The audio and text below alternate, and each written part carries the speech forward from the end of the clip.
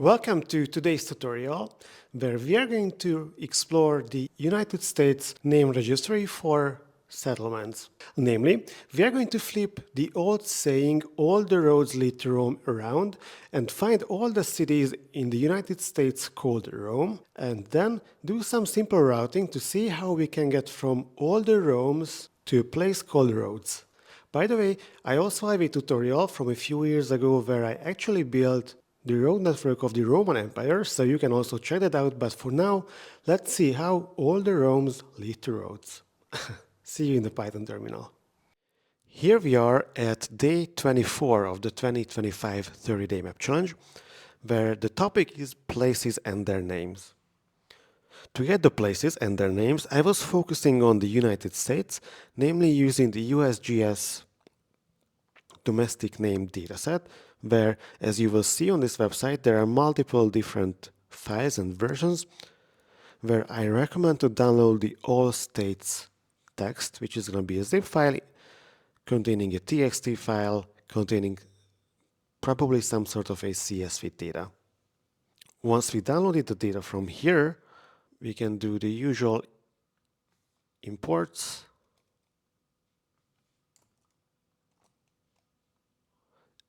and then get to the fun part and read the data and then start to explore it. As you have seen in the intro, here I'm going to make kind of a joke of a map in the sense that we all know the saying that all the roads lead to Rome. Actually, I even wrote a tutorial about how all the roads lead to Rome. But now I am going to flip it around and see how all the Romes lead to Rhodes, which means that there is actually a city called Rhodes in the United States, and there are like 20 different cities called Rome. So let's see how we can parse this. So this is coming in a text format, but it's a tabular data, so it's a bit messy at first, but running these few lines of code and we can quickly parse it. Here we can see the name of the features, so the cities, and loads of other information, including their primary coordinates in decimal units. Let's just have a look on how many features we have. Yep, and from this we will clearly use the feature name, so the city name and the coordinates. And I'm already filtering it down to Rome and turning it into a GeoPandas data frame. So here we will have, this is more than 20.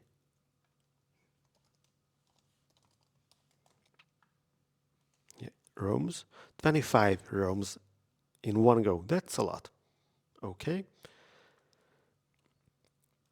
Then same logic, I will create the data frame for roads, which is here, and then we can also place them on the map very quickly. So here is the lovely roads and all the Romes around it. So now what I'm going to show how all the Romes lead to roads, so how we can do the routing and plan the path on the road network, on the drivable road network, preferably from all the cities called Rome to the one called Rhodes.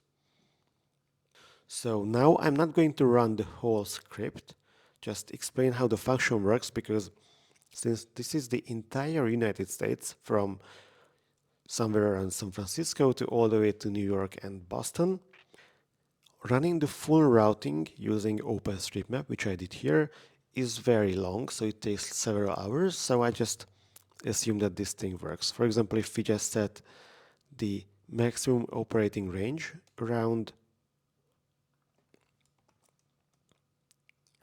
each city, then we won't be able to find a path for about 6 or 7 of the Romes, while for the rest we will have these line string polygons, for the rest we will have these line strings showing the 10-kilometer long roads. If we tune it up to 30, then we will have longer road segments. And here, please note that if a city is not within this range defined by the pad in kilometers, then the algorithm will still figure out and estimate a route, just not to the direct location, but to the nearest location of the target, Rome, on the borders of the circle with this radius. And for this experiment, I believe that I used a radius of maybe 2000 or 1000 kilometers, which ran for quite a few hours and resulted in a fairly decent GeoPandas data frame, which is going to be this one. Yes. Let me just add a few lines of code if you want to run this for yourself and save the results yourself, then you can just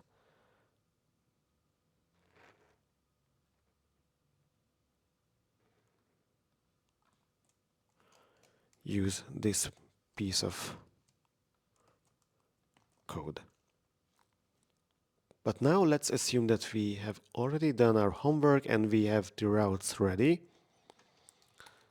And let's start doing the map. So here we already have something that sort of hints how all the roads lead to Rome. Let's just call this data frame GDF routes for now. And then start putting together our map.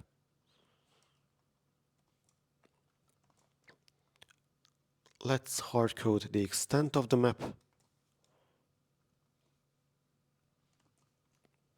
And also add a base map here. I'm going to use this pale whitish Carto positron base map.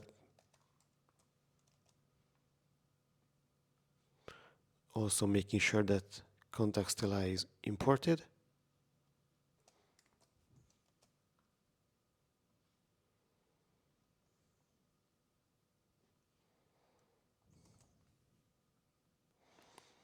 Now we can visualize the routes.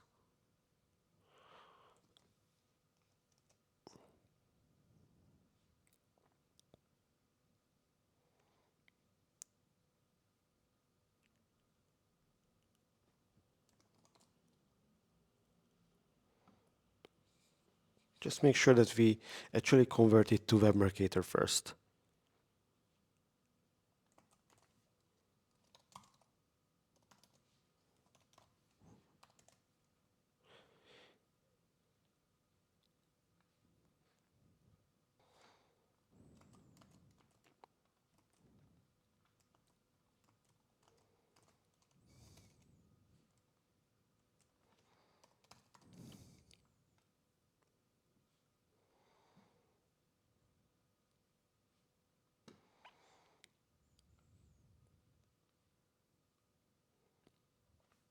Then let's also label all these cities here in the bounding box, rephrase in the bounding box that we picked by first adding the mask. So we will make sure that we are only labeling markers, city markers, which are within this bounding box.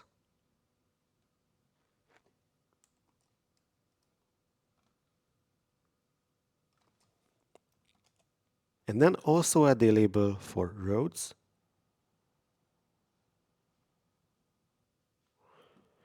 Which is slightly misplaced. So I suppose that if we go back to the roads part here, yeah, we did a random sampling. So actually my tutorial was developed for the other one. Let's see if this is it now. Yes. Let's go back here and visualize it. And now it's at the right spot, right? And finally, some housekeeping, visualizing, cleaning it up, and saving. And there we are. So that's it. This is how simple it is to create one single map showing how all the rooms lead to roads. But we can also like shake things up a little bit and create an animation as well. For that, we will need to create a bunch of frames, and each frame is going to show one more route. And here you can see that there is a little gap, or here as well. That's because this is the radius or the bounding box where I cropped the routing algorithm. So let's fix the boundaries as well. let's have a nice helper function, and this way we are going to have a decent code which will design and save all the frames. Here this is a for loop iterating over all the routes, but essentially what's inside is the very same function and the very same steps we developed earlier to create this map. And again, you will have the full code on my Substack.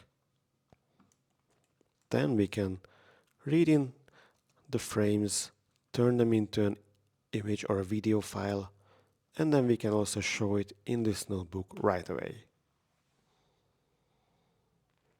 Yep, this might take a little longer. Yeah, it's done.